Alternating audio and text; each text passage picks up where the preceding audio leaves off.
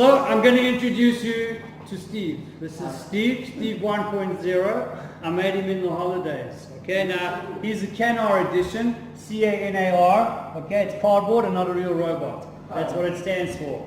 Okay. However, Steve is going to show you a couple of things about input, processing, and output and storage that you will have to know for your final exams when you get to grade 12. This is why I made Steve. Okay? If you can remember everything about Steve, what I tell you today, you will not have any problems writing about the input, process, output cycle. Is that cool? Alright. So first things first, Steve has a couple of input devices. What is input? What is input?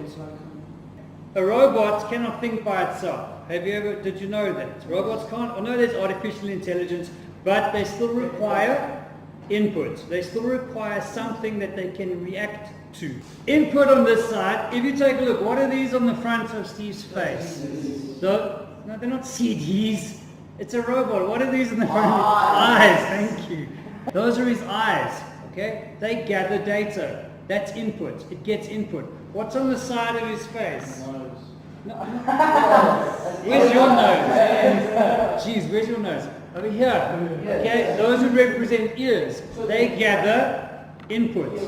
Okay, so you can gather, what kind of input does he get with his ears? Sound input, auditory input. Okay, what input does he get with his eyes? Visual input. Good, you guys are doing all right. Here on the front of Steve, we have a little keypad. What do you have with your computer that's similar to this keypad? Buttons. Buttons. We have a better name for that. Keyboard. Keyboard. Welcome to C.A.T. grade 10. Okay. What do we do with the keyboard? We type instructions. We tell the computer what to do. And that is what this little keypad is for. But the next step in terms of information processing cycle is processing. Okay? Processing. Now think about this. I'm speaking to you now. You can hear me, can you not? You can nod your heads, it's allowed. You can hear me, you can see me. Alright, that's all the input. You're gathering all this data. What about all the words I'm saying that you're hearing? How are you understanding them? My ears get sent to my brain. Okay, your brain. That's the word I was looking for. Steve has a brain. Okay, I want to show you his brain. Yeah. There it is there. Do you see this little microchip here? Yeah. That is called a CPU. That is the central processing unit. What does the brain do? Sends instructions to your body. It does. It processes instructions and tells the body what to do. Very good. How many of you are going to remember every single word I said in this lesson by tomorrow afternoon? Anybody? Probably. I remember most of them. Okay, but you won't remember word for word, will you? Yeah. No. Why won't you remember anything? Because you're not actually storing any of this information. So have a look here. There's another thing that is happening here in Steve's head. Do you see this little chip over here? It's a long one, okay? That is a memory module. That is called RAM. Random Access Memory. Now let me explain what RAM is. As you are busy talking, and I'm busy talking, and you're making notes and stuff, and you're thinking about everything I'm saying, that information, that data is here. It's here, stored in RAM. Tonight you're going to go to bed, you're going to sleep. When you wake up tomorrow morning, all that data that I gave you now, it's gone. It's gone. That's the problem with most computers. Did you know that when you switch off a computer, whatever is in its memory gets wiped out, wiped clean? Okay, that's a problem. So, what do we do in order to not lose information and data? We save it. Good. Let me show you something. Here we have Steve's storage box. There's a hard drive. Can you all see the hard drive? Yeah. Can you see it? That is what a hard drive looks like. In fact, I've got another one here that I'm going to show you guys. This is what it is. That's just a smaller version. This is what a hard drive is. That's what it looks like inside.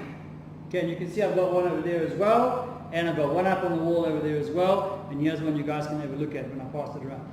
This is probably the most important part because what goes onto this drive? All the data. All the data. Every single bit of information that we work with, you save it to the hard drive. There are many other storage options, okay. For example, at the top here, I don't know if you saw what I got here. On the top, it's a card reader. So you know like your phones, you can put SD cards and micro SD cards.